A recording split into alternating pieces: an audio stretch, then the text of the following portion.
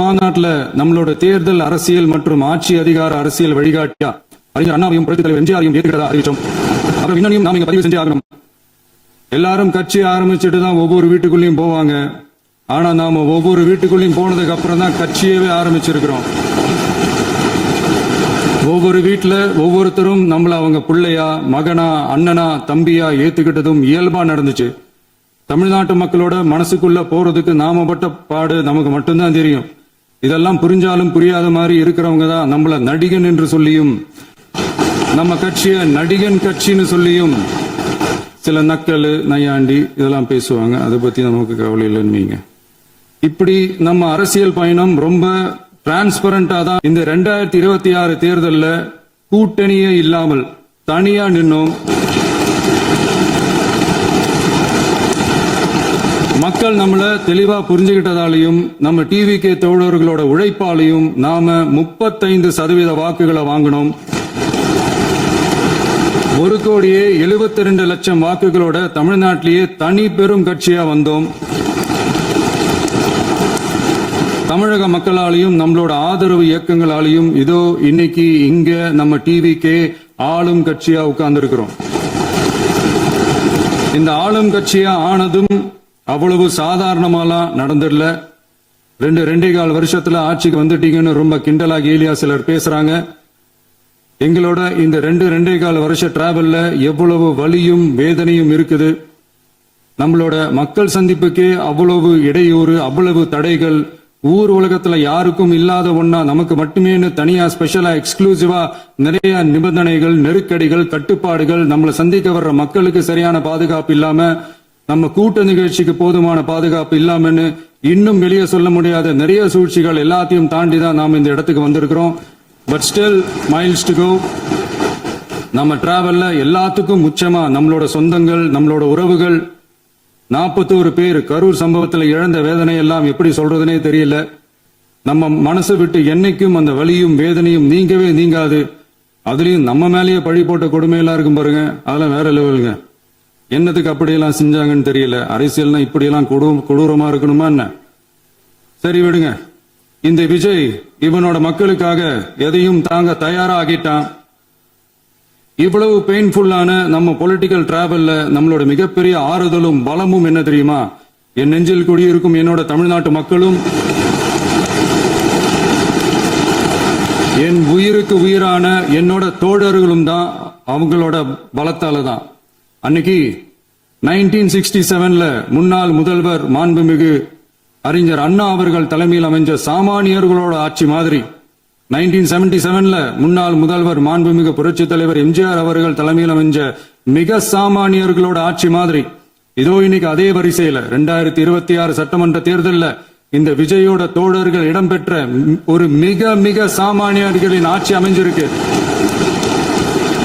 வாகை சூடும் வரலாறு திரும்பி இருக்கிறது. இப்படி ஒரு தீர்ப்பை மக்கள் அளிச்சதுனாலதான் தமிழக வரலாற்றில் ஒரு மகத்தான கூட்டணி ஆட்சியை நாம் அமைச்சிருக்கிறோம்.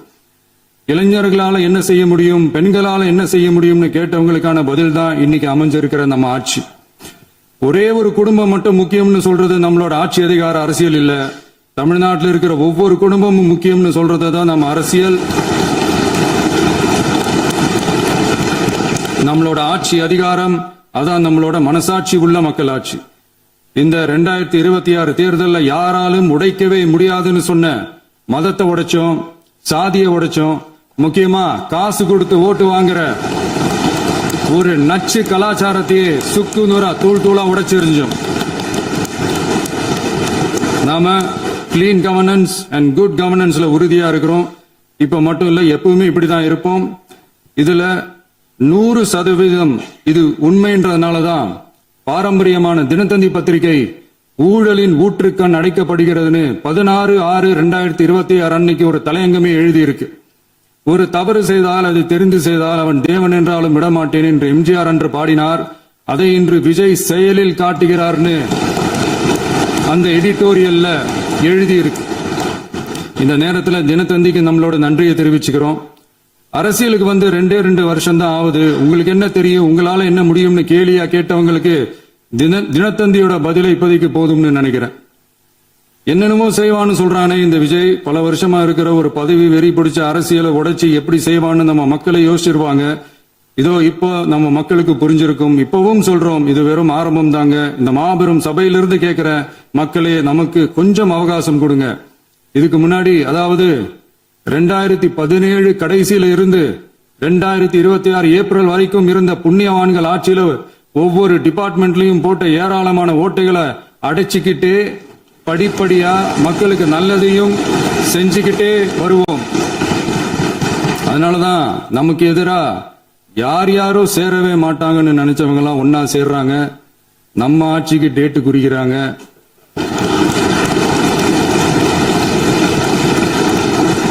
சரி, அவங்கள நம்ம மக்களே பார்த்துப்பாங்க, அது விடுங்க. நாம ஆட்சிக்கு வந்து சரியா 40 நாள் ஆகுது. அதுக்குள்ள என்ன செஞ்சீங்கன்னு கேக்குறாங்க. ஒரு லிஸ்ட் ஒன்னு சொல்றேன் கேளுங்க. பெண்கள் பாதுகாப்புக்காக சிங்கப்பெண் சிறப்பு படை, 200 யூனிட் வரை கட்டணமில்லா மின்சாரம், போதைப் பொருள் ஒழிப்புக்காக தனிப்படை, குறுவை நெல் சாகுபடியை ஊக்குவிப்பதற்காக 134.83 கோடி சிறப்பு தொகுப்பு திட்டம், வழிபாட்டு தலம், ஸ்கூல், பஸ் ஸ்டாண்டுன்னு அதுக்கு பக்கத்துல இருக்கிற 717 மதுபான கடைகள் மூடப்பட்டன. அங்க வேலையில் இருந்தவர்களுக்கு வேறு கடைகளில் வேலை, கவனிக்கப்படாமல் விடப்பட்ட அம்மா உணவகங்கள் புதுப்பிக்கப்பட்டன. பத்திரப்பதிவு துறையில் பகல் கொள்ளைக்கு புல் ஸ்டாப் வைக்கப்பட்டுள்ளது.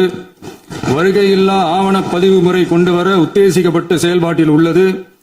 அரசு மற்றும் தனியார் மருத்துவமனையில் ஸ்கேன் மையங்களில் கருவுறுவதற்கு முன் மற்றும் பின் ஏற்படும் தவறுகளை கண்காணிக்கவும், மருத்துவ நிறுவனம் முறைப்படுத்தும் சட்ட விதிகள் பின்பற்றப்படுகிறதா என கண்காணிக்கவும், மருத்துவ மற்றும் ஊரக பணிகள் இயக்கத்தின் பயன்பாட்டிற்காக 40 புதிய வாகனங்கள் வழங்கப்பட்டுள்ளது. கூட்டுறவு வங்கியின் ஏழை எளிய மக்கள் வாங்கிய கடனுக்கு முதல் முத்தாய்ப்பாக ரூபாய் 2045 கோடி தள்ளுபடி வழங்கி ஆணையிடப்பட்டுள்ளது. ஒன்றிய அரசிடம் கேட்டுக்கொண்டதற்கிணங்க கடந்த 2 வருடமாக நிறுத்தி வைக்கப்பட்ட இருந்த ஜல் ஜீவன் மிஷன் திட்டம் புதுப்பிக்கப்பட்டு ஜல் ஜீவன் மிஷன் திட்டம் 2.0 நடைமுறைக்கு கொண்டு வரப்பட்டுள்ளது. 18,500 கோடி அளவில் உறுதியளிக்கப்பட்ட காஞ்சிபுரம் மாவட்டத்தில் மைய விரிவாக்க திட்டம், கோயம்புத்தூரில் மின்னணு பொருட்கள் மற்றும் மின்னணு அமைப்புகள் உற்பத்தி திட்டம் மற்றும் திருவள்ளூர் மாவட்டத்தில் காட்டுப்பள்ளி LNT கப்பல் கட்டும் தளம் விரிவாக்க திட்டத்திற்கு ஒப்பந்தங்கள் போடப்பட்டுள்ளன. அனைத்து நிர்வாக நடவடிக்கைகளும் மின்னணு முறையில் மாற்றம் கொண்டு வர நடவடிக்கை எடுக்கப்பட்டு வருகிறது. சட்டவிரோத கல்குவாரி மற்றும் அனுமதியின்றி கனிமங்களை எடுத்துச் செல்வது தடுக்கப்பட்டுள்ளது. பல்வேறு குவாரிகள் சீல் வைக்கப்பட்டுள்ளன. கனிமங்களை கண்காணிப்பது, எல்லைகளை நிர்ணயிப்பது மற்றும் ஆளில்லா விமானம் மூலம் அளவீடு செய்வது போன்றவற்றை செயல்படுத்துவதற்கான பணிகள் மேற்கொள்ளப்பட்டு வருகின்றன. அனைத்து துறைகளிலும் அலுவலர் தலையீடு இல்லாமல் லஞ்ச லாவண்யமற்ற தமிழகத்தை உருவாக்க அனைத்து நடவடிக்கைகளும் முடுக்கிவிடப்பட்டுள்ளது. இதெல்லாம் சாம்பிள் தான், இன்னும் இருக்கு. இந்த வெறும் 40 நாளுக்குள்ளேயே இவ்வளவு செஞ்சிருக்கோம்னா, இனி வர்ற நாட்கள்ல கொஞ்சம் கொஞ்சமா படிப்படியா ஸ்டெடியா உழைச்சி லஞ்ச லாவண்யம் இல்லாத, ஊழல் இல்லாத, பெண்களுக்கு பாதுகாப்பான, சுதந்திரமான, டிரான்ஸ்பரண்டான தமிழ்நாட்டை நம்ம சொந்தங்களான தமிழக மக்களுக்கு தர்றது தான் நம்மளோட ஒன் அண்ட் ஒன்லி டார்கெட். கண்டிப்பா அதை நிறைவேற்றியே காட்டுவோம். 8 கோடி மக்கள் நம்மளோட இருக்கிறப்போ ஏங்க அதை செய்ய முடியாது? மாண்புமிகு பேரவைத் தலைவர் அவர்களே, தமிழ்நாட்டின் கருவூலம் எப்படி திசை மாறி உருமாறி தேய்ந்து ஓய்ந்து கிடைக்கிறதுன்னு சொன்னாங்க. திசை மாறி உருமாறி தேய்ந்து ஓய்ந்துன்னு வசனம் மாதிரி ரைமிங்கா இல்லாம வளமான இலக்கியமா இதே சபையில பேசினவங்களோட திறமையான ஆட்சியில நடந்த நிதி மேலாண்மையை பத்தி வெள்ளை அறிக்கையா வெளியிட்டோம். வெள்ளை அறிக்கை வந்ததிலிருந்தே கண்ணை கட்டுதுங்க. அந்த காலத்துலதான் பிள்ளையோ பிள்ளை தொல்லையோ தொல்லைன்னு சொன்னாங்க. அதே மாதிரி தாங்க அவங்க ஆட்சியாலையும் அவங்களாலையும் இன்னைக்கு தமிழ்நாட்டுக்கே தொல்லையோ தொல்லை. இப்படி ஒரு நிலைமையை உண்டாக்கி வச்சுட்டு இவங்க சொல்றாங்க நமக்கு ஆட்சி செய்ய தெரியாதுன்னு. நம்ம அமைச்சர்களுக்கும் நம்ம சட்டமன்ற உறுப்பினர்களுக்கும் ஒன்னும் தெரியாதுன்னு. ஆமாங்க, எங்களுக்கு தெரியாதுதான். எங்க சட்டமன்ற உறுப்பினர்களுக்கும் அமைச்சர்களுக்கும் மக்கள் பணி செய்ய தெரிஞ்ச அளவுக்கு மக்கள் பணத்தை சுருட்ட தெரியாதுதான்.